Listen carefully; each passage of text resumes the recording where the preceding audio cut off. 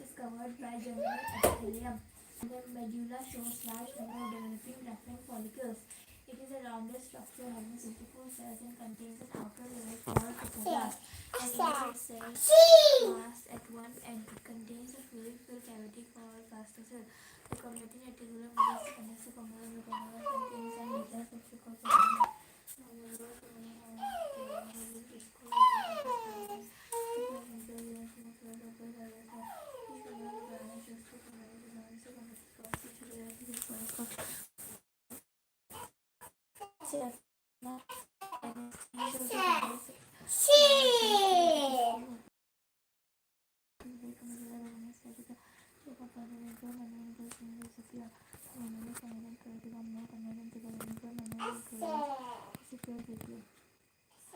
last number of are strained with the internal luminal epithelium and saturated cells interchange the communities tuberous lytics and facet.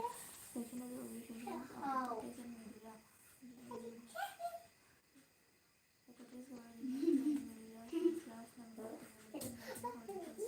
It is a rounded structure with 64 cells involved in the outer layer called trypoblast and inner cell mass called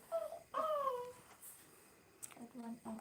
It maintains a fluid cavity called blastocell.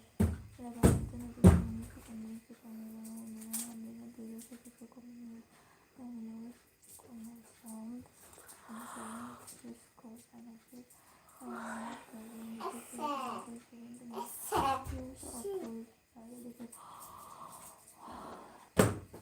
As compared to parallel shows two chromatids. This is a large chromatic point which is a certain point called chiasma and exchange the coverage of takes place.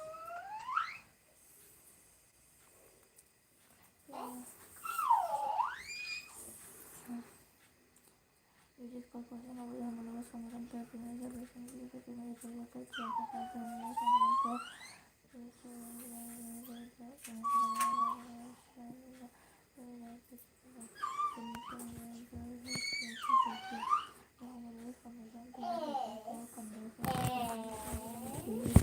which is very confusing.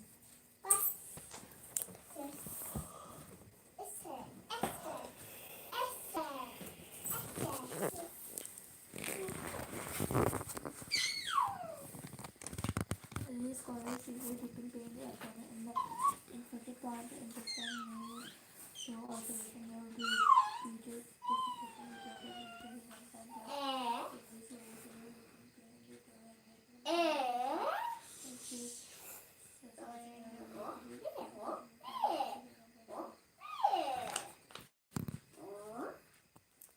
mà đêm nay nhỉ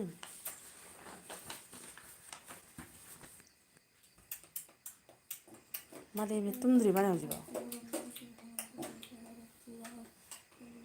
चल भी like पा रही है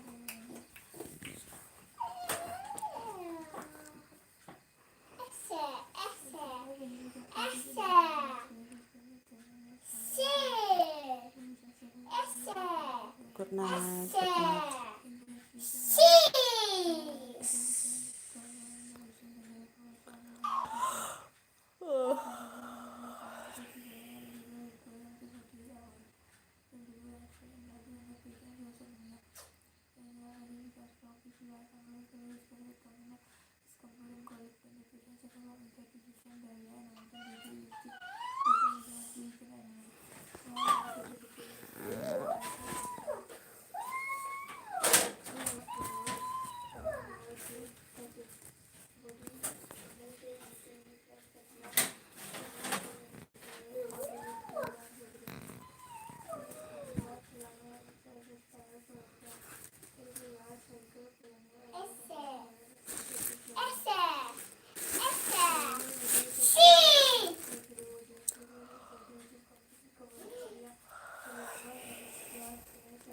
Thank you.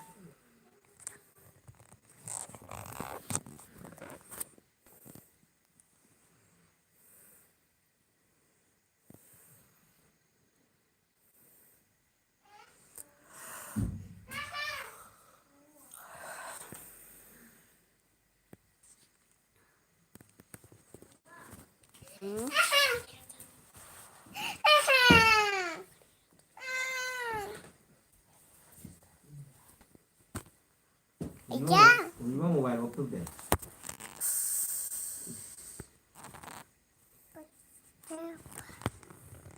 모바일 필요한.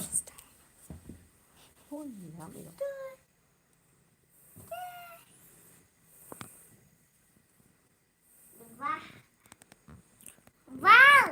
Hello, good night. Hello, good night.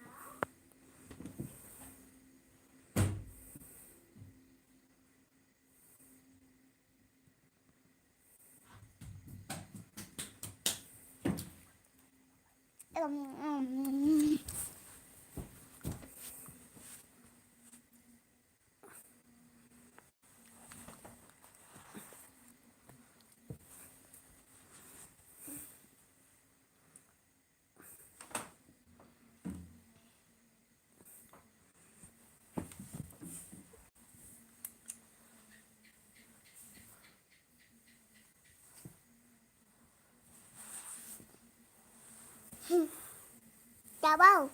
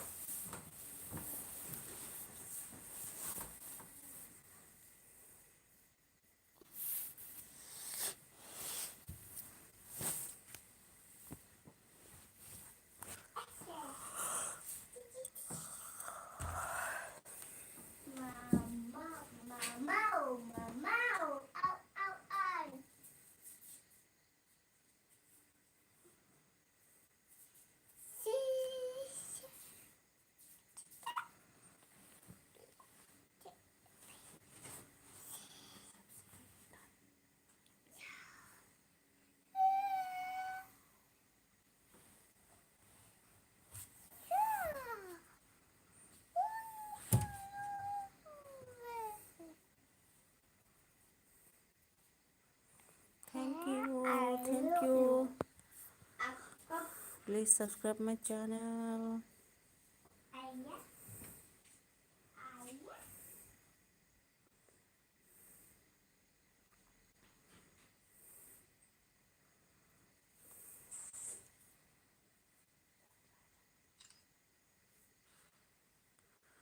Thank you, thank you.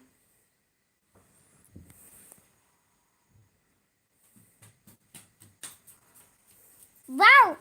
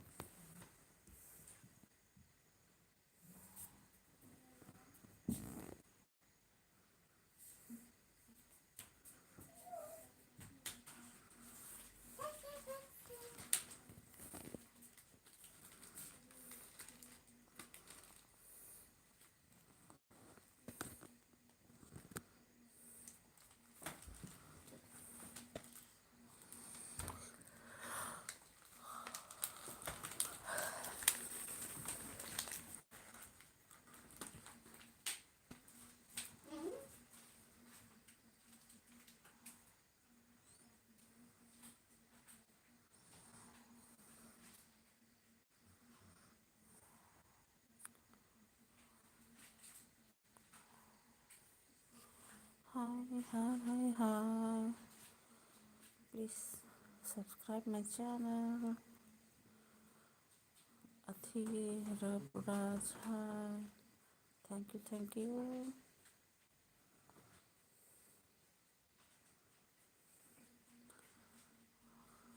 Fine. Athira आप कैसे हो?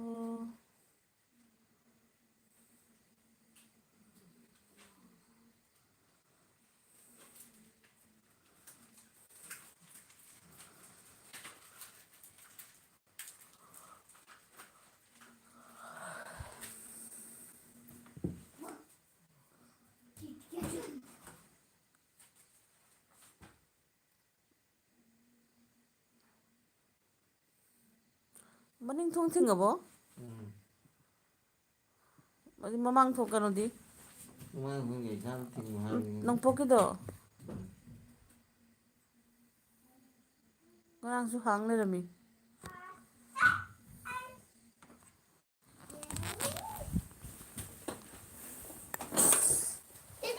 Ay maaasa na nung kinang pulay dong pink color pikachu. Lore na.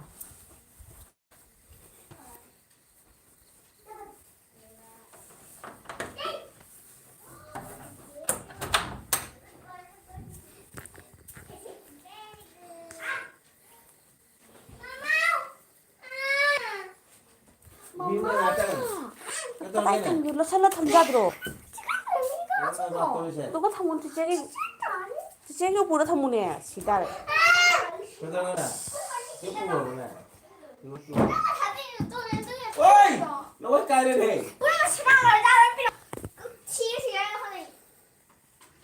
Nang ipo ano eh.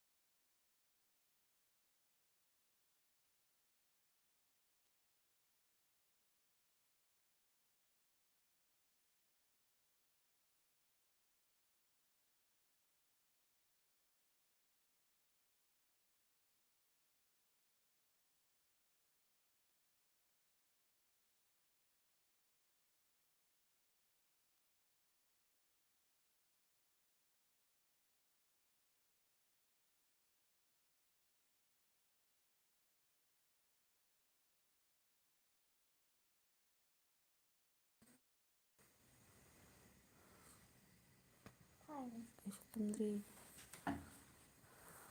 ꯇꯨꯝꯗ ꯈꯪꯗꯦ ꯕꯥꯁꯁꯦ ꯑꯩꯈꯣꯏꯁꯨ ꯏꯉꯟ ꯉꯟꯕ ꯇꯧ ꯂꯩꯑꯦꯕ ꯄꯤꯡꯀꯤ ꯑꯩꯗꯤ ꯉꯁꯤ ꯂꯨꯍꯣꯡꯕ ꯑꯃ ꯆꯠꯂꯨꯏ ꯑꯗꯨꯗ ꯍꯧꯊꯔꯒꯦ ꯂꯨꯍꯣꯡꯕ꯭ꯔꯥ ꯀꯩꯅꯣꯒꯤ ꯑꯇꯣꯞꯄ ꯖꯥꯇꯤꯒꯤ ꯂꯨꯍꯣꯡꯕ꯭ꯔꯥ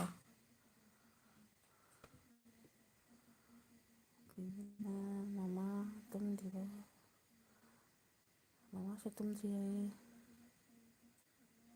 ꯀꯅꯥꯝ ꯇꯨꯝꯗ꯭ꯔꯤ ꯑꯩꯗꯤ ꯑꯩ ꯇꯧꯔꯤ ꯃꯥꯜꯂꯦ ꯈꯜꯂꯨꯔꯦ ꯄꯤꯡꯀꯤ ꯉꯔꯥꯡ ꯁꯛ ꯇꯧꯈ꯭ꯔꯕꯅꯤ ꯍꯟꯕꯤꯔꯝꯃꯣ ꯍꯧꯖꯤꯛ ꯚꯤꯗꯤꯑꯣ ꯑꯃ ꯌꯦꯡꯂꯒ ꯚꯤꯗꯤꯑꯣ ꯌꯦꯡꯉꯒꯅꯦ ꯚꯤꯗꯤꯑꯣꯗ ꯀꯃꯦꯟ ꯄꯤꯌꯨꯀꯣ ꯈꯔ ꯁꯥꯡꯅꯅꯦ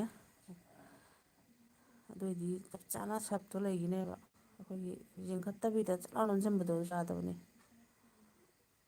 ꯍꯥꯎꯅꯤꯀꯣ ꯃꯃꯥꯁ ꯍꯥꯎꯅꯤ ꯍꯥꯏꯔꯦ ꯑꯩ ꯔꯤꯇꯔꯟ ꯇꯧꯈꯤꯕꯅꯤ ꯎꯁꯥ ꯇꯧꯈꯤ ꯍꯥꯏꯅꯤ ꯀꯣꯃꯦꯟ ꯇꯧꯈꯤꯕ꯭ꯔꯣ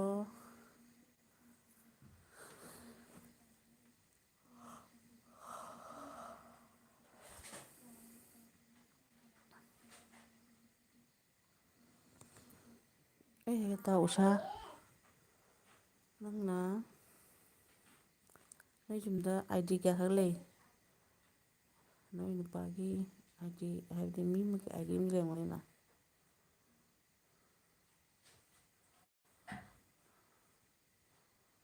ꯍꯣꯏ ꯁꯤꯁꯇꯔ ꯂꯥꯏꯐꯇ ꯂꯣꯏꯅ ꯉꯥꯎꯔꯦ ꯔꯣꯕꯤꯗꯥꯁꯨ ꯐꯣꯇꯣ ꯑꯣꯏꯅ ꯂꯩꯍꯧꯕꯅꯤ ꯉꯥꯏꯍꯥꯛ ꯃꯃꯥꯡꯗ ꯐꯣꯇꯣ ꯑꯣꯏꯅ ꯂꯩꯍꯧꯔꯦ ꯇꯨꯝꯗ꯭ꯔꯤ ꯄꯤꯡꯀꯤ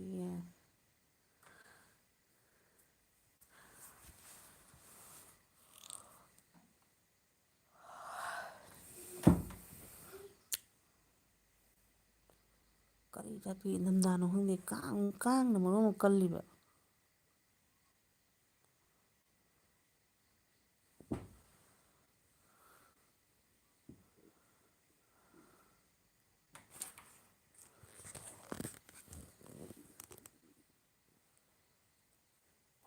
ꯇꯨꯝꯈꯔꯦ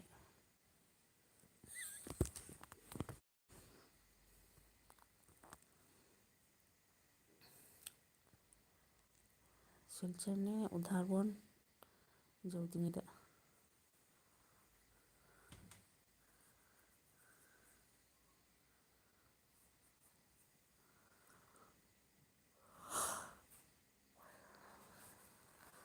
ꯑꯩꯒꯤ ꯆꯦꯅꯦꯜ ꯃꯃꯤꯡꯁꯦ ꯇꯦꯁ ꯑꯣꯐ ꯁꯤꯜꯆꯔ ꯍꯥꯏꯅꯅꯦꯕ ꯑꯩꯅ ꯍꯥꯡꯖꯕꯗꯤ ꯑꯗꯣ ꯑꯩꯅ ꯅꯍꯥꯟꯉꯩ ꯇꯦꯁ ꯑꯣꯐ ꯁꯤꯜꯆꯔ ꯊꯣꯛꯅ ꯁꯤꯁꯇꯔ ꯏꯟꯗꯤꯌꯥ ꯍꯥꯏꯅ ꯑꯃꯨꯛ ꯑꯣꯟꯊꯣꯛꯏꯅꯦꯕꯁꯦ ꯑꯗ ꯑꯃꯨꯛꯁꯨ ꯈꯜꯂꯦ ꯁꯨꯃꯥꯏꯅ ꯊꯣꯟꯕꯁꯦ ꯌꯥꯗ꯭ꯔ ꯃꯥꯜꯂꯦꯅ ꯏꯟꯗꯤꯌꯥ ꯔꯤꯇꯥꯔꯟ ꯇꯧꯕꯤꯔꯛꯇꯦ ꯔꯤꯇꯔꯟ ꯇꯧꯕꯤꯔꯛꯇꯦ ꯍꯥꯏꯁꯦ ꯆꯨꯝꯕ꯭ꯔꯅꯦ ꯅꯪ ꯀꯃꯦꯟ ꯏꯔꯛꯈꯤꯕ꯭ꯔꯣ ꯑꯩꯕꯨ ꯇꯧꯗ꯭ꯔꯤꯕꯅꯦ ꯄꯤꯡꯀꯤ ꯅꯪꯒꯤ ꯀꯣꯃꯦꯟ ꯐꯪꯗꯕ ꯑꯣꯏꯔꯝꯒꯅꯤꯀꯣ ꯑꯩꯁꯦ ꯀꯔꯤꯅꯣ ꯅꯪꯁꯦ ꯗꯥꯏꯔꯦꯛ ꯄꯤꯡꯀꯤ ꯁꯣꯏꯌꯝ ꯍꯥꯏꯅ ꯂꯩꯕ꯭ꯔꯥ ꯀꯩ ꯍꯥꯏꯅ ꯂꯩꯒꯦ ꯁꯦ ꯖꯔꯨꯜꯇꯂꯥꯒꯤꯅꯤ ꯑꯣ ꯖꯔꯨꯜꯇꯂꯥ ꯍꯥꯏꯁꯦ ꯀꯩꯅꯣꯒꯤ ꯅꯠꯇ꯭ꯔꯣ ꯖꯔꯨꯜꯇꯂꯥ ꯍꯥꯏꯁꯦ ꯗꯣꯂꯨ ꯖꯔꯨꯜꯇꯂꯥ ꯑꯗꯨꯔꯣ ꯏꯈꯤꯕꯅꯤ ꯍꯩꯁ ꯑꯩꯅ ꯇꯧꯗꯕ ꯃꯤ ꯂꯩꯔꯝꯃꯣꯏꯗ ꯑꯩ ꯆꯠ ꯌꯦꯡꯒꯦ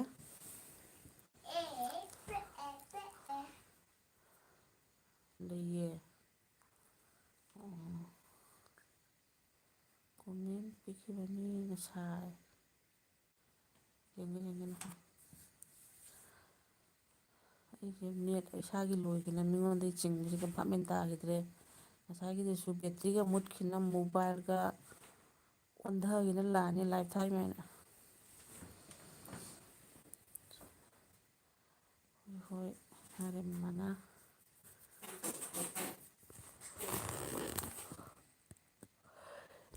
ꯃꯤ ꯑꯅꯤ ꯂꯩꯔ ꯃꯤ ꯑꯃꯈꯛꯇꯪ ꯎꯠꯂꯤ ꯀꯃꯥꯏꯅ ꯇꯧꯔꯤꯅꯣ ꯑꯣ ꯎꯠꯂꯦ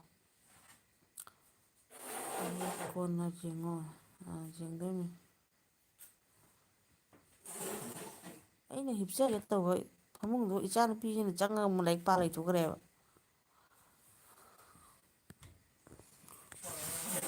ꯍꯩ ꯁꯤꯕꯨ ꯇꯨꯝꯗꯦꯅꯦ ꯀꯩꯗꯧꯅꯣ ꯁꯤꯕꯨ ꯑꯩ ꯀꯣꯛꯀ ꯁꯥꯏꯅꯦ ꯑꯉꯥꯡꯁꯦ ꯍꯣꯏ ꯅꯤꯅꯥ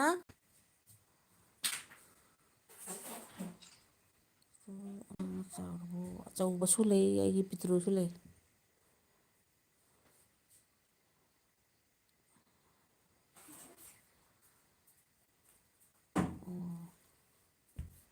ꯄꯤꯁꯛ ꯄꯤꯛꯄꯁꯨ ꯂꯩ ꯑꯩꯒꯤ ꯆꯍꯤ ꯄꯤꯁꯛ ꯄꯤꯛꯄꯗꯤꯅ ꯆꯍꯤ ꯑꯣꯛꯇꯣꯕꯔ ꯅꯕꯦꯝꯕꯔ ꯗꯤꯁꯦꯝꯕꯔ ꯆꯍꯤ 4ꯒ ꯊꯥ 3 ꯁꯨꯕ ꯑꯇꯣꯝꯕꯁꯦ ꯆꯍꯤ 4ꯒ ꯊꯥ ꯍꯣꯏ ꯇꯨꯝꯈꯤꯔꯣꯏꯗ꯭ꯔꯥ ꯏꯃꯥꯏ ꯄꯦꯝꯃꯅꯤ ꯀꯃꯥꯏꯅ ꯇꯧꯗꯣꯏꯅꯣ ꯁꯤꯕꯨ ꯑꯩꯕꯨ ꯁꯤꯕ ꯃꯤ ꯌꯥꯎꯗꯦ Tattoo? ꯁꯤ ꯀꯩꯅꯣ ꯇꯨꯅꯦꯅꯦ ꯌꯦꯡꯉꯨꯀꯣ ꯃꯤ ꯑꯅꯤ Sisi. ꯁꯤ ꯀꯩꯅꯣ Kita. ꯍꯥ Tama. 7 Kita hujung. ꯏꯃꯥꯏ ꯄꯦꯝꯃ ꯂꯥꯏꯔꯤꯛ ꯀ ꯌꯥꯝ ꯍꯩꯌꯦ ꯏꯁ ꯐꯨꯔꯤꯠꯀꯗꯣ ꯆꯨꯞꯄꯤꯅꯤꯕꯣ Oh. ꯑꯩꯈꯣꯏꯁꯨ ꯂꯥꯏꯔꯤꯛ ꯄꯥꯔꯤ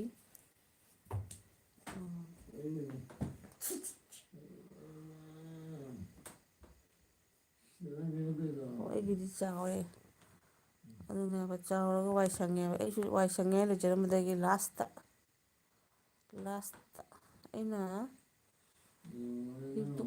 ꯑꯩꯅ ꯅꯍꯥꯟꯃꯨꯛ ꯆꯍꯤꯗ ꯍꯥꯡꯉꯤꯗꯣ ꯑꯉꯥꯡ ꯆꯍꯤ 3 July August September October July August ꯑꯉꯥꯡ ꯆꯍꯤ 3 ꯐꯥꯗ꯭ꯔꯤꯉꯩꯗꯅꯤ ꯑꯩꯅ ꯆꯦꯅꯦꯜ ꯍꯥꯡꯉꯤꯕꯗꯣ ꯆꯥꯎꯔꯗꯤ ꯋꯥꯏ ꯁꯪꯉꯦꯕ ꯍꯧꯖꯤꯛ ꯑꯗꯨꯅ ꯀꯩꯒꯨꯝ ꯇꯧꯕꯗ ꯃꯣꯠ ꯃꯥꯟꯅꯗꯦꯕ ꯑꯆꯧꯕꯒꯤꯅ ꯃꯣꯠ ꯑꯃ ꯑꯆꯧꯕꯒꯤꯅ ꯃꯣꯠ ꯑꯃ ꯑꯄꯤꯛꯄꯒꯤꯅ ꯃꯣꯠ ꯑꯃ ꯃꯍꯥ ꯂꯤꯂꯥꯅꯤ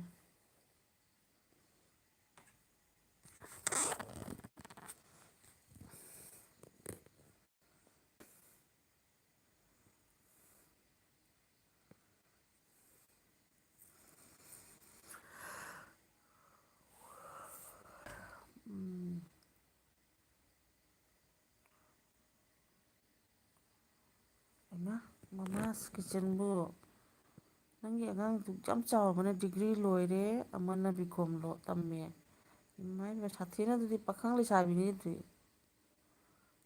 ꯅꯪꯒꯤ ꯆꯍꯤ ꯀꯌꯥ ꯁꯨꯔꯒꯦ ꯁꯥꯊꯤꯅ ꯋꯥꯏ ꯁꯪꯅ ꯐꯖꯅ ꯇꯧꯕꯖꯥꯔꯣ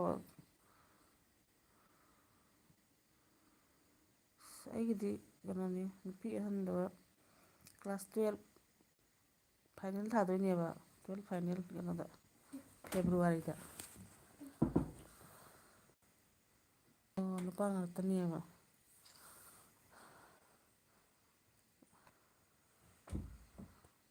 ꯆꯥꯎꯔ ꯋꯥꯏ ꯁꯪꯉꯦ ꯑꯦꯛꯗꯝ ꯋꯥꯏ ꯁꯪꯉꯦ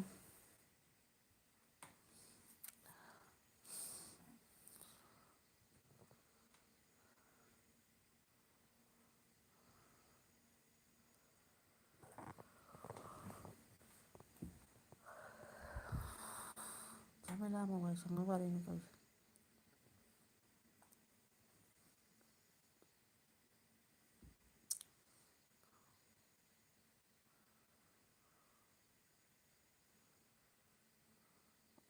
age 41 ꯑꯩꯁꯨ ꯑꯗꯨꯃꯥꯏꯅ ꯑꯣꯏꯔꯝꯒꯗ꯭ꯔ ꯈꯪꯗꯦꯕ ꯑꯗꯨꯃꯥꯏꯅ ꯑꯣꯏꯔꯝꯃꯅꯤ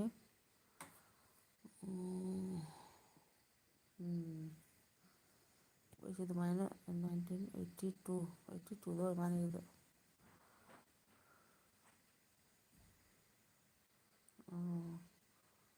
ꯑꯩꯁꯨ ꯉꯜꯂꯤ ꯂꯨꯍꯣꯡꯉꯤꯗꯣ 23 24 ꯑꯗꯨꯋꯥꯏꯗꯅꯤ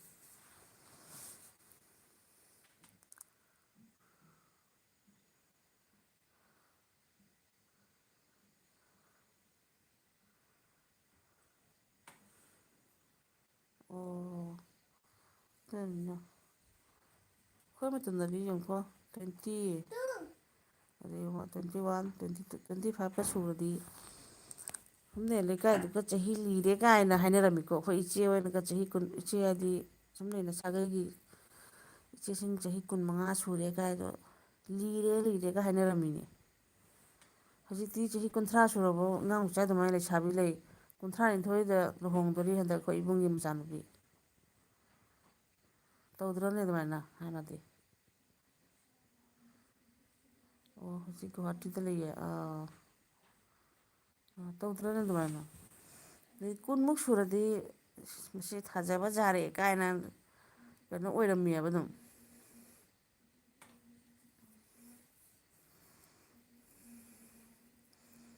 ꯍꯧꯖꯤꯛꯇꯤ 32 35ꯗꯐꯥꯎ ꯈꯔ ꯃꯤꯒ ꯄꯤꯛꯇꯛ ꯇꯧꯔꯗꯤꯅꯦ ꯏꯉꯥꯡ ꯃꯆꯥꯁꯨ ꯁꯨꯝ ꯃꯥꯟꯅ ꯂꯩ ꯃꯣꯏ ꯀꯃꯥꯏꯅ ꯇꯧꯔꯤꯅꯣ ꯈꯪꯗꯦ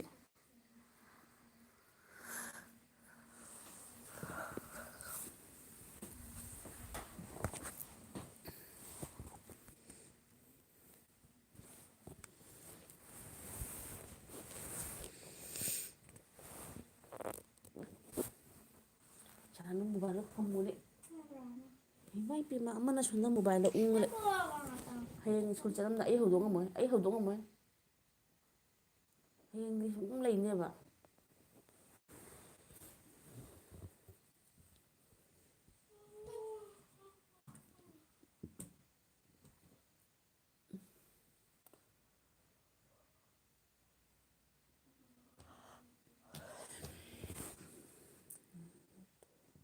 ꯍꯁꯕꯦꯟ ꯖꯣꯕ ꯇꯧꯔꯦ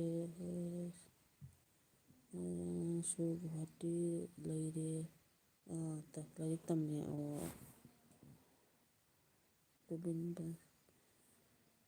सामने आओ ना दियार রাত্রে সামনে এসে কি করবো দাদা রাত্রে তো আমার চুলগুলো এলোমেলো তো তাই সামনে আসতে লজ্জা হয় সাবস্ক্রাইব করে যান দাদা লাইক সাবস্ক্রাইব করে যান ধন্যবাদ আসার জন্য কারণ চোখ ধরে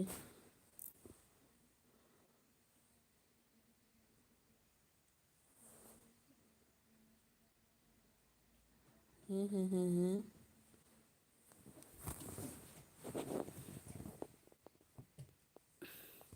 ꯁꯨꯃꯥꯏꯅ ꯃꯣꯏ ꯅꯨꯡꯗꯥꯡ ꯊꯥꯕꯁꯤꯡꯁꯦ ꯁꯨꯃꯥꯏꯅ ꯎꯔꯐꯠ ꯃꯣꯏꯅ ꯁꯨꯝ ꯂꯩꯅ ꯃꯣꯏ ꯈꯔꯅ ꯅꯨꯡꯗꯥꯡ ꯊꯥꯔ ꯊꯝꯕꯁꯦ ꯑꯩꯅ ꯁꯨꯝ ꯌꯦꯡꯉꯤꯕ ꯅꯣꯛꯀ ꯐꯠꯇ ꯏ ꯈꯪꯕ꯭ꯔꯥ ꯃꯣꯏꯁꯤꯡꯁꯤꯅꯅꯦ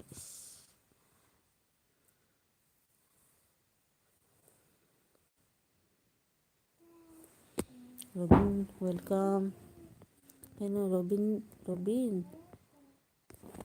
ꯅꯨꯄꯥꯁꯦ ꯕ꯭ꯂꯨ ꯄꯤꯁꯜꯂꯨꯔꯦ ঝামেলা ꯑꯣꯏꯅ ꯇꯧꯋꯤ ꯂꯥꯁꯦ সু পিগꯗ꯭রা সিবো সামনে আও না ডিয়ার সাবস্ক্রাইব করেছো সাবস্ক্রাইব করে দিন আর মামাস কিচেন আছে দুনিয়াতে পিবা তল্লাও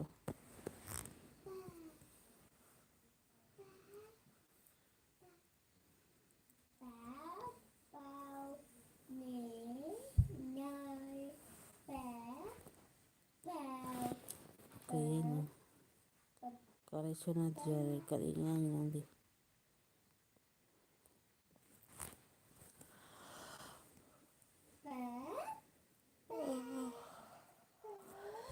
hakam chanba kore Robin babu onek hakam chanba kore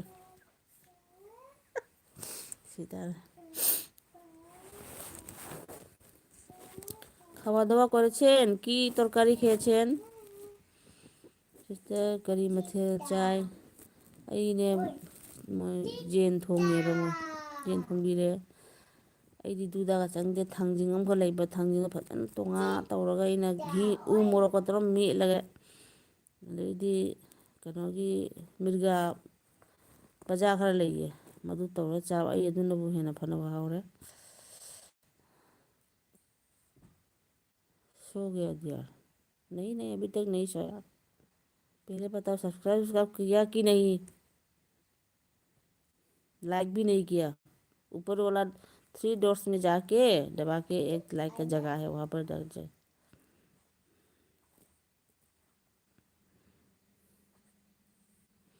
Hindi की मीरा बंगला की मीरा हंदे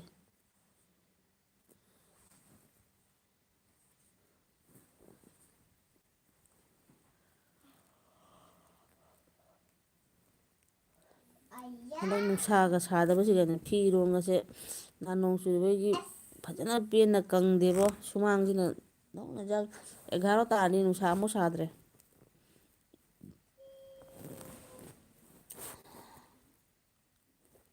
ꯒꯨꯋꯥꯍꯥꯇꯤ ꯀꯗꯥꯏꯗꯅꯣ ꯃꯃꯥ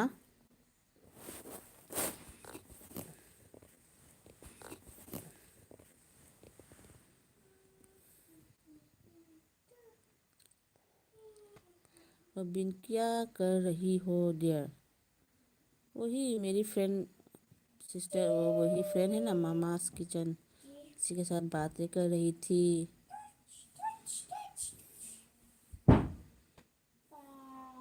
ओ थम्मगेको हायरो ꯍꯣꯏ ꯍꯣꯏ ꯊꯦꯡꯖꯤꯜꯂꯛꯑꯦ ꯊꯝꯃꯣ ꯑꯩꯁꯨ ꯑꯗꯨꯝ ꯌꯦꯡꯉꯤ ꯏꯆꯥꯅꯨꯄꯤ ꯂꯥꯏꯔꯤꯛ ꯄꯥꯕ ꯁꯪꯕ ꯑꯣꯏꯅ ꯀꯃꯥꯏꯅ ꯇꯧꯒꯦ ꯁꯨꯝ ꯌꯦꯡꯉꯤꯃꯤ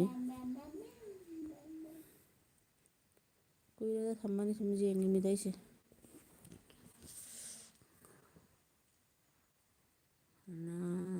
ꯕꯦꯜ ꯇꯣꯂꯥꯗꯅꯤ ꯍꯥꯏꯕ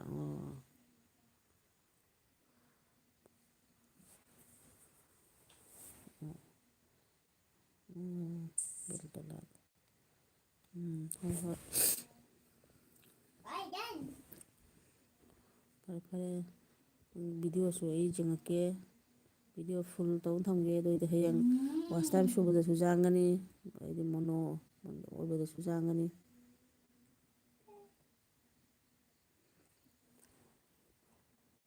ꯄꯥꯁꯦ ꯀꯤꯅ ꯆꯦꯡꯅ ꯃꯥꯅ ꯑꯩꯅ ꯈꯨꯝꯕꯒꯤ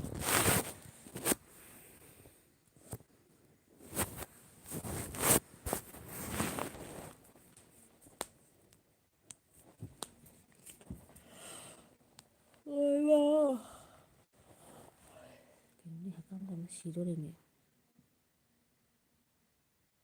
ꯑꯣ ꯑꯩꯒꯤꯔꯣ ꯅꯨꯄꯤ ꯑꯅꯤꯅꯤ ꯂꯥꯁꯇ ꯅꯨꯄꯥ ꯑꯃ ꯅꯨꯄꯤ ꯑꯍꯟꯗꯣ 12ꯅꯤ ꯑꯗꯩꯗꯤ ꯅꯨꯄꯤ ꯏꯆꯥꯅꯨꯄꯤ ꯗꯩꯃꯥ ꯍꯥꯏꯕ ꯅꯨꯄꯤ ꯑꯇꯣꯝꯕꯤ ꯍꯥꯏꯇꯥꯔꯦꯀꯣ ꯀ꯭ꯂꯥꯁ 4ꯗ ꯇꯝꯃꯤꯗ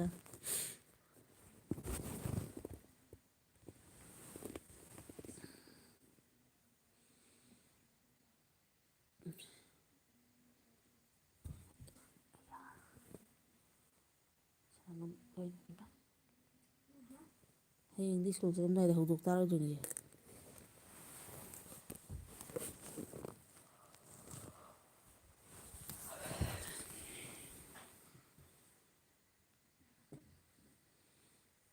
ꯍꯧꯗꯣꯔꯦ ꯇꯣꯃꯤꯁꯤꯒꯤꯗꯤ ꯍꯧꯅ ꯍꯌꯦꯡ ꯁꯥꯅꯨ ꯍꯌꯦꯡꯂꯣ ꯄꯩꯈꯥ ꯍꯧꯗꯣꯏꯁꯦ ꯍꯪꯆꯤꯠ ꯑꯣ ꯍꯌꯦꯡ ꯍꯌꯦꯡ 11 ꯍꯌꯦꯡ 12 ꯍꯪꯆꯤꯠ 12ꯗ ꯂꯣꯏꯗꯣꯏꯕ ꯑꯍꯟꯁꯤꯒꯤꯅ ꯍꯌꯦꯡꯗꯤ ꯍꯧꯗꯣꯔꯦ ঝামেꯂꯥ ꯑꯃꯅꯤꯗ ꯃꯣꯏ ꯄꯩꯈꯥ ꯂꯩꯔꯒꯅꯦ ꯚꯤꯗꯤꯑꯣ ꯀꯩꯀꯥ ꯇꯧ ꯉꯝꯗꯦ ꯀꯩꯅꯣꯗ ꯃꯊꯪ ꯑꯃꯒꯤ ꯑꯃꯨꯛ ꯆꯠꯄꯩ ꯂꯣꯏꯁꯟ ꯑꯃꯒꯤ ꯑꯃꯨꯛ ꯄꯤꯖꯕ ꯄꯤꯊꯛ ꯊꯥꯕ ꯁꯤ ꯇꯧꯕ ꯂꯣꯏꯔꯛꯄꯗ ꯑꯗꯨꯝ ꯌꯥꯗꯦ ꯏꯪꯊꯝꯊꯥꯅꯤ ꯁꯨꯝ 12 1 2 ꯇꯥꯔꯅꯤ ꯑꯗꯨꯗꯤ ꯋꯥꯁꯜꯂꯛꯏ ꯏꯁꯥꯒꯁꯦ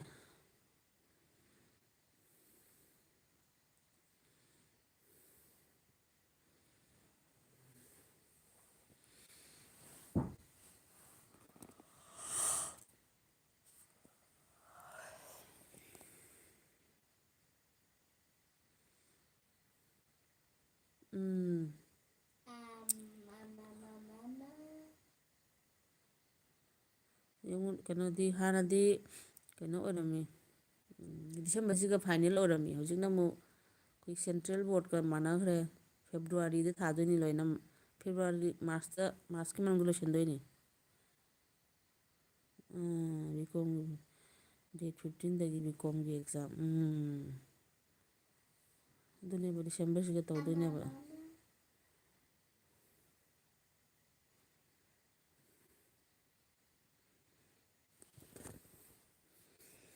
ꯃꯊꯪ ꯃꯣꯏꯒꯤ ꯁꯤꯒꯤ ꯂꯤꯂꯥꯁꯤꯒ ꯑꯗꯩ ꯅꯍꯥꯟꯉꯩꯗꯤ ꯈꯨꯂꯪ ꯊꯥꯔꯣꯏꯗꯗꯤ ꯌꯦꯡꯉꯨ ꯐꯅ ꯃꯣꯏꯒꯤ ꯄꯔꯤꯈꯥ ꯑꯃ ꯑꯣꯏꯔꯁꯨꯅꯦ ꯑꯗꯩꯗꯤ ꯅꯨꯡꯊꯤꯟ ꯄꯨꯡ 3 4 5 ꯍꯥꯏꯗꯤ ꯁꯟꯗꯥ ꯋꯥꯏꯗꯒ ꯍꯣꯏ ꯏꯔꯨ ꯊꯣꯛꯅꯤꯡꯉꯤꯅ ꯑꯣꯂꯥꯡꯉꯝꯃꯤꯅ ꯊꯣꯛꯑꯦ ꯈꯣꯠꯂꯦ ꯈꯔ ꯈꯤꯡꯉ ꯇꯖꯥꯗꯨꯒ ꯐꯝꯅꯒ ꯈꯔ ꯚꯤꯗꯤꯑꯣ ꯇꯧꯔꯝꯃꯤ ꯍꯧꯖꯤꯛꯇꯤ ꯏꯪꯊꯝꯊꯥꯅꯤꯅ ꯑꯗꯨꯁꯨ ꯄꯨꯡ 4ꯗꯩ ꯃꯝꯁꯤꯜꯂꯦ ꯑꯗꯩꯗꯤ ꯍꯦꯛꯇ ꯈꯪꯍꯧꯗꯦꯗ ꯏꯁꯥꯒꯁꯦ ꯎꯝꯖꯥꯅꯤ ꯀꯩꯅꯣ ꯇꯧꯔꯤꯁꯦ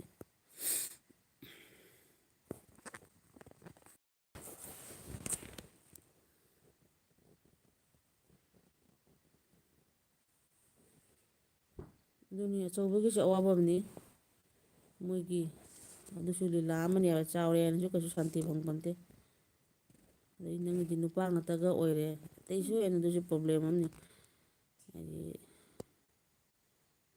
ꯈꯪꯗꯦꯗ ꯅꯨꯄꯤꯒ ꯅꯨꯄꯥꯒ ꯂꯣꯏ ꯃꯥꯟꯅꯔꯦ ꯇꯅꯨ ꯁꯤꯡꯉꯣ ꯏꯠꯂꯥ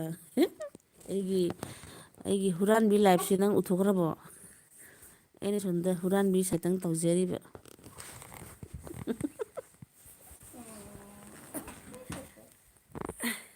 Mom. Mom. ꯑꯣꯏ ꯇꯧꯕꯤ ꯍꯥꯏꯔꯤꯅꯤ ꯀꯩ ꯋꯥꯅꯣꯅꯦ ꯆꯦ ꯀꯔꯤ ꯍꯤꯟꯖꯥꯡ ꯆꯥꯒꯦ ꯆꯤꯛꯀꯦꯟ ꯊꯣꯡꯉꯤ ꯂꯥꯡꯒꯅꯨ ꯆꯤꯛꯀꯦꯟ ꯊꯣꯡꯉꯒ ꯃꯔꯣꯝ ꯋꯥꯏ ꯁꯪꯉꯤꯍꯦ ꯍꯌꯦꯡ ꯇꯪꯈꯥꯏ ꯑꯃ ꯈꯥꯛꯑ ꯕꯥꯔꯣꯒꯤ ꯑꯃꯨꯛ ꯋꯥꯏ ꯁꯪꯉꯦ ꯎꯔꯦ ꯍꯦꯛ ꯎꯗꯦ ꯑꯩ ꯉꯁꯥꯏꯁꯨ ꯊꯥꯔꯨ ꯗꯁꯥ ꯇꯥꯔꯤ ꯀꯩꯅꯣꯝ ꯇꯧꯕꯗ ꯀꯩꯅꯣꯝ ꯃꯦꯠꯁꯜꯂꯨꯅ ꯎꯠꯊꯣꯛꯈꯤꯕꯗꯩ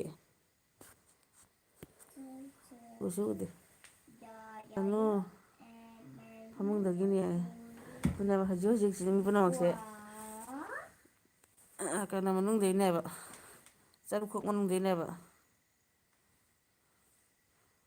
ꯏꯕꯥꯏꯁꯨ ꯂꯥꯛꯂꯨꯁꯦ ꯀꯥꯏꯅꯣ ꯏꯕꯥꯏ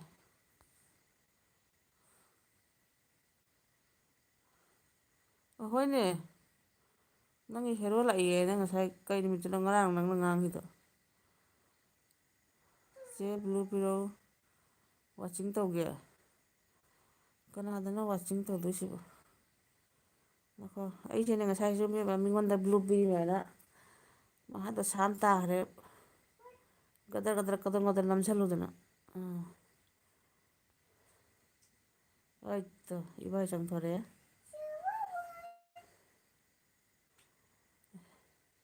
ꯃꯤꯁꯨ ꯊꯥꯅꯩꯌꯦꯅ ꯑꯩꯁꯨ ꯑꯍꯤꯡꯗꯒ ꯅꯝꯖꯦꯡꯉꯦ ꯃꯣꯏ ꯂꯥꯏꯔꯤꯛ ꯄꯥ ꯁꯨꯝ ꯂꯩꯈ꯭ꯔꯦ ꯑꯩ ꯐꯃꯨꯡꯗ ꯃꯣꯏꯅ ꯀꯜꯂꯒ ꯂꯥꯏꯔꯤꯛ ꯄꯥ ꯂꯩꯊꯣꯛꯈ꯭ꯔꯦꯕ ꯏꯇꯩꯃ ꯔꯥꯙꯦ ꯔꯥꯙꯦ ꯖꯩ ꯁ꯭ꯔꯤ ꯀ꯭ꯔꯤꯁꯅ ꯖꯩ ꯁ꯭ꯔꯤ ꯀ꯭ꯔꯤꯁꯅ ꯅꯪꯅ ꯔꯥꯙꯥ ꯍꯥꯏꯔꯦ ꯑꯩꯗꯤ ꯀ꯭ꯔꯤꯁꯅ ꯍꯥꯏꯇꯥꯔꯦꯗꯅ ꯅꯥꯝꯃ ꯋꯥꯆꯤꯡ ꯋꯦꯁꯇꯔꯟ ꯄꯤꯒꯦꯕ ꯏꯃꯩ ꯄꯦꯝꯃ ꯋꯥꯆꯤꯡ ꯋꯦꯁꯇꯔꯟ ꯄꯤꯒꯦꯕ ꯍꯥꯏꯔꯤꯅꯦ ꯇꯧꯔꯤꯁꯦ ꯇꯧꯅꯕ꯭ꯔꯣ ꯑꯗꯨꯃꯥꯏꯅ ꯇꯧꯅꯕ꯭ꯔꯥ ꯑꯩ ꯈꯪꯖꯗꯦꯍꯦ ꯏꯕꯥꯏꯅ ꯂꯥꯏꯛ ꯍꯥꯏꯔꯦ ꯃꯤꯁꯨ ꯊꯥꯅꯩ ꯍꯥꯏꯅ ꯑꯗꯨꯅꯤ ꯃꯤꯁꯨ ꯁꯨꯃꯥꯏꯅꯒ ꯊꯥꯔꯒ ꯑꯗꯨꯝ ꯂꯩꯅꯤ ꯃꯗꯨꯗꯩꯗꯤꯅꯦ ꯎꯔꯠ ꯃꯤꯅ ꯏꯔꯛꯏꯕ ꯌꯦ ꯇꯣ ꯈꯔꯥꯇꯦ ꯃꯥꯔ ꯔꯍꯤ ꯍꯦ ꯍꯝ ꯂꯣꯒꯣ ꯀꯣ ꯎꯜꯂꯨ ꯕꯅꯥ ꯔꯦ ꯀꯥꯏꯅ ꯏꯒꯤꯁꯤ ꯃꯤ ꯑꯩꯅ ꯁꯨꯝ ꯅꯣꯛꯅꯤꯡꯕꯅ ꯉꯔꯥꯡ ꯑꯍꯤꯡ ꯂꯦꯛꯞ ꯃꯣꯏ ꯊꯥꯅ ꯊꯝꯃꯤꯗꯣ ꯁꯥꯊꯤꯅꯅꯤꯅꯦ ꯃꯗꯩꯗꯤ ꯑꯥꯏ ꯂꯥꯞ ꯌꯨ ꯀꯥꯏꯅ ꯏꯅꯕ ꯌꯥꯎꯈꯤꯗꯅ ꯏꯁ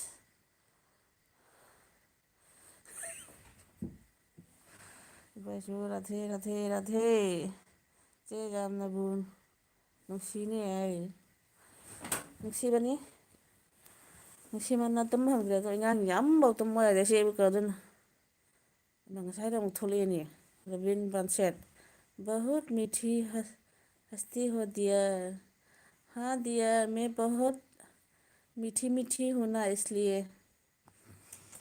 ꯅꯪꯅ ꯉꯥꯡꯉꯗꯤ ꯑꯩꯁꯨ ꯉꯥꯡꯒꯦ ꯏꯕꯨꯡꯉꯣ ꯑꯁ ꯑꯥꯏ ꯂꯚ ꯌꯨ ꯋꯦ ꯅꯪꯒꯤꯗꯣ ꯎꯕꯗꯥꯗꯤ ꯃꯊꯛꯀꯤꯁꯤꯅ ꯍꯔꯥꯎꯕꯅ ꯁꯤꯔꯝꯃꯅꯤꯌꯦ ꯔꯕꯤꯟꯁꯦ ꯕꯥꯟꯁꯦꯠꯁꯦ ꯏꯕꯦꯝꯃ ꯑꯩꯕꯨ ꯎꯗꯦ ꯍꯥꯏꯅꯦ ꯎꯗꯦ ꯀꯃꯥꯏꯅ ꯎꯗꯣꯏꯅꯣ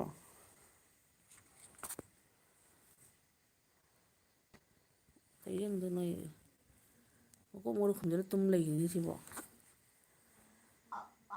ꯗꯦꯈꯥ ꯅꯍꯤ ꯗꯤꯌꯥ ꯑꯣ हाँ हाँ बहुत मीठी मीठी है गुड़ खाते हैं ना इसलिए बहुत मीठी है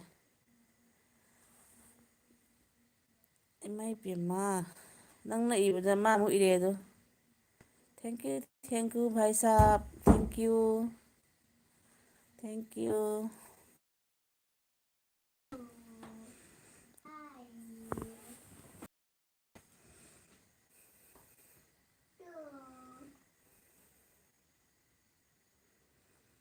ꯂꯥꯁ ꯗꯤꯁꯦꯝꯕꯔꯗ ꯂꯥꯛꯀꯅꯤ ꯑꯣ ꯑꯩꯅ ꯁꯣꯝꯗ ꯃꯅꯤꯄꯨꯔ ꯆꯠꯇꯣꯔꯤ ꯃꯨझे भी खिलाओ ना दिया है ꯀꯩꯅꯣꯅꯦ ꯃꯁꯤ ꯌꯥꯝ ꯍꯦꯟꯖꯤꯟꯖꯥꯗꯦ ꯅꯣꯏ ꯀꯛꯊꯠꯄꯤ ꯀꯥꯏꯅꯁꯨ ꯍꯩꯖꯗꯦꯗ ꯑꯩ राधे राधे रवीन रवीन वो भैया बुला रहे हैं तुम्हें कहाँ से हो आप करीकुनो से रोए रहे चिनिंगांग वगुर कम कांदा नंगोंदा करम कांदा हायरगा कुकीना ताले हम तोगनी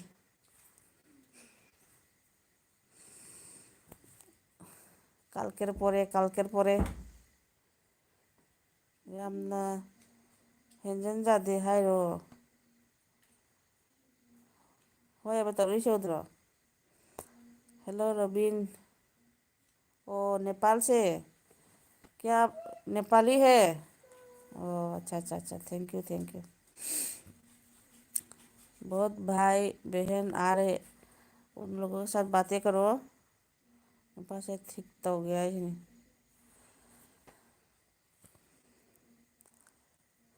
तो सब्सक्राइब का है कि नहीं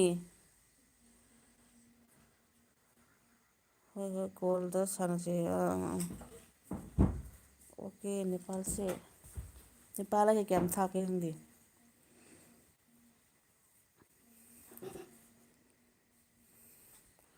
हेलो रवीन सपोर्ट मी है नहीं सपोर्ट मी है करी है ना वो खंग मर फिल्मी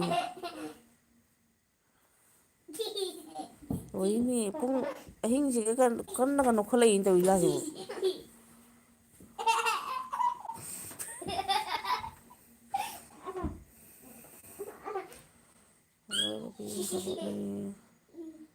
na hai ba se no ko to si do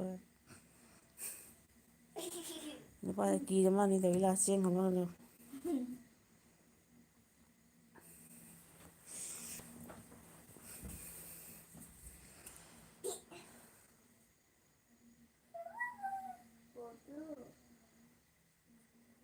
गुड़ खाती हूँ इसलिए मीठा हूँ आज नहीं Mama good night. कल नहीं मम्मा गुड नाइट जी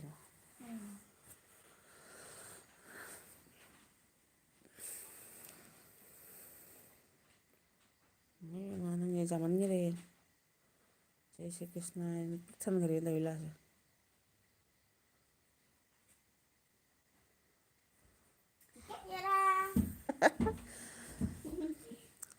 मोबाइल ले मम्मा जाखरे हजे इचार बेरे मम्मा गुड नाइट है गले थम मुनो मप्पा की फोन पैसे लगा मप्पा फोन पैसे लगा और तब ले छबा राधे राधे रवीन चे मुचियं खमाने मथुले ने आपको देखा नहीं ओ बिल्कुल एकदम श्रीदेवी की तरह नहीं देखने से भी होगा श्रीदेवी और वो है ना एकदम उसके तरह सुंदर सीता है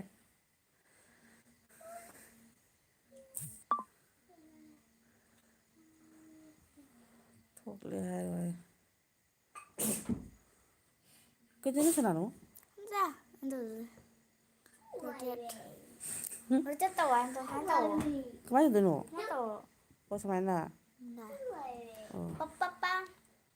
अभी ना देखने का बहुत मन है ठीक है नेपाल यहाँ से कितना दूर है बस में जाने से होगा या प्लेन में नेपाल दा ठीक है मैं ज़रूर आऊँगी 15 को कभी आपको भी देखा नहीं वो देखा आपको भी देखा नहीं बहुत मन कर रहा है वो इबाई को आपको देखने के लिए बहुत उत्सुक है चेक करी नो हारी दवाई सुनी नोई नहीं ले आया गांग में सावस पंगी नहीं प्लेन में आऊँगा प्लीज ठीक है टिकट ठीक कीजिए एक टिकट कटवा लीजिए कितना लगेगा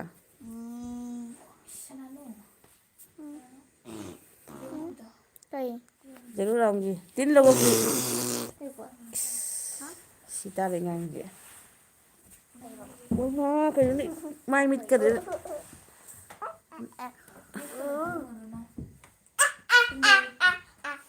저희가 쭈꾹지 ꯃꯣꯏꯅ ꯐꯨꯜ ꯁꯞ ꯏꯃꯥ ꯀꯩꯗꯧꯕ ꯁꯤꯕꯣ Ơi. अकेली आओगी अकेली आओगी अब बताओ अकेली आऊँ या और लोगों को लेके आऊँ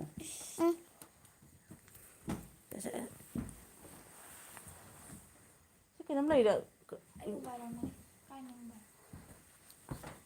말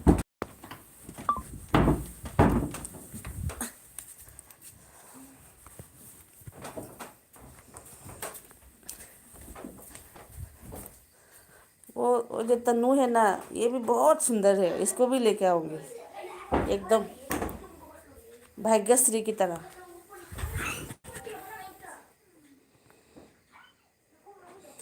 रविन आपको भी देखने का बहुत मन कर रहा है देखा कितना सुंदर सुंदर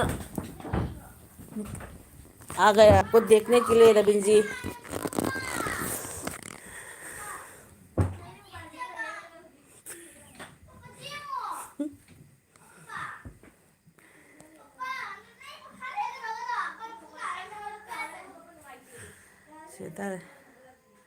राधे राधे राधे राधे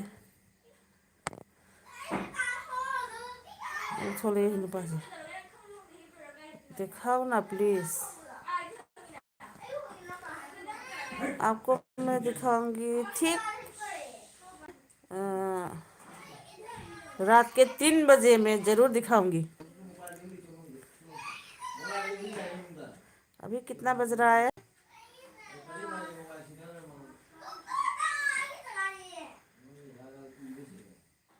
पहले आपको 50 सब्सक्राइब करना पड़ेगा 50 लोगों से सब्सक्राइब 50 मोबाइल से सब्सक्राइब करना पड़ेगा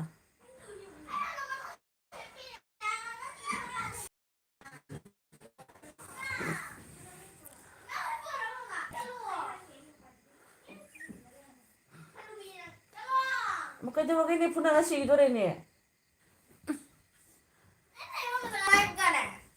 Ha? No, papaga hipo na.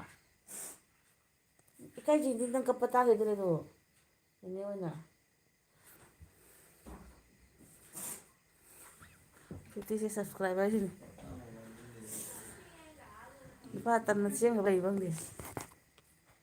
Masaya nung dinda thawa da ne. Nang I love you, ina thank you, I love you, love. Premina noki la ina ba hey, ina hanubi ina habi nuena di habi la uno ko. Haba noki mo ne. Ha? Hoy no? Tanjani ay mo itumbay lase.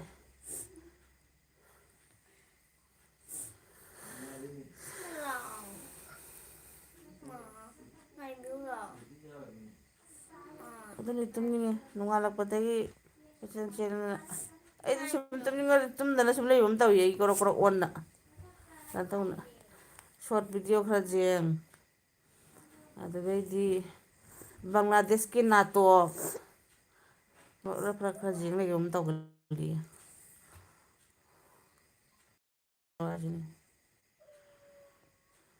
ajuni nakho na gasu than na myam jaw ye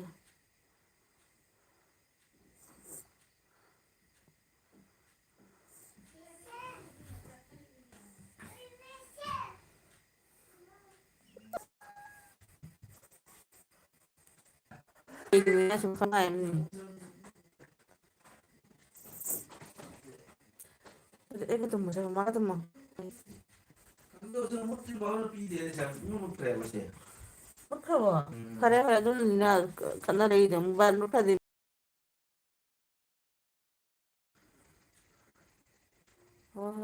나 이제 뭐 농아고데 뭐는 못하 이제 딘젤이 어디로 있대 지금 좀 파원들 이제 봐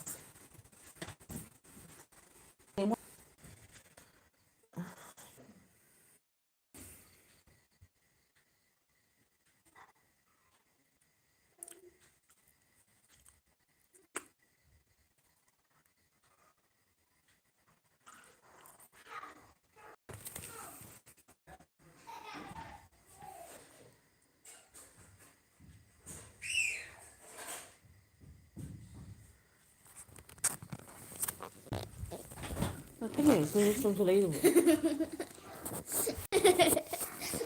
Này là buồn. 딴스로 들어와. Lấy 레이 봐봐 줄게. trong đây thì 누가 레이 공인 그러 말해? 좀 들리지. 59, ở đây 60. thế này 60 잘못 잡대.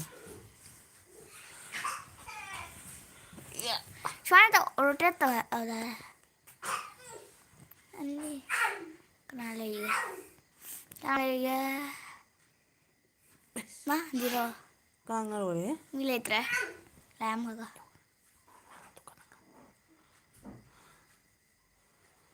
đi đi rồi mới quần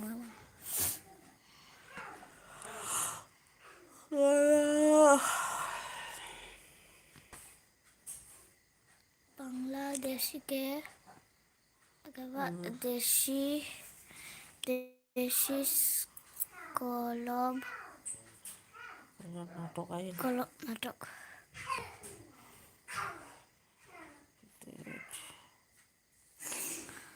zero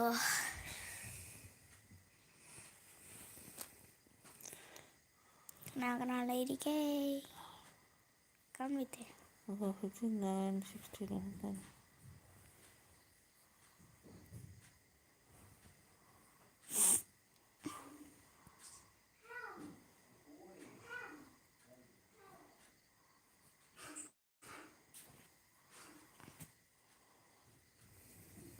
Nang lối phạ yang perikha lagi lo madra kay subject na ba hindi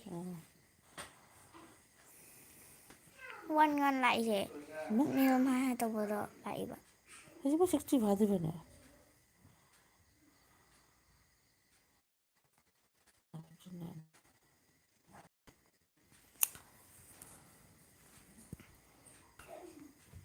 nhưng mà hôm hai là tao vừa rồi ui rồi ehem hay mày lo ehem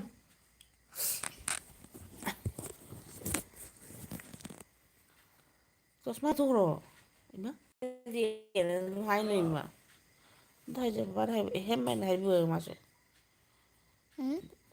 mana ehem hai sih kan do ehem main hai bu lagi masuk hei siapa kalan Yo, ini pom tôm nào này pom amatai. Amatai.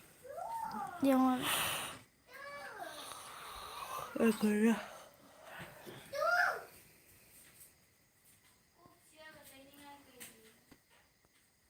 Đây này nó lên chia đó. Rồi cho nó bằng được.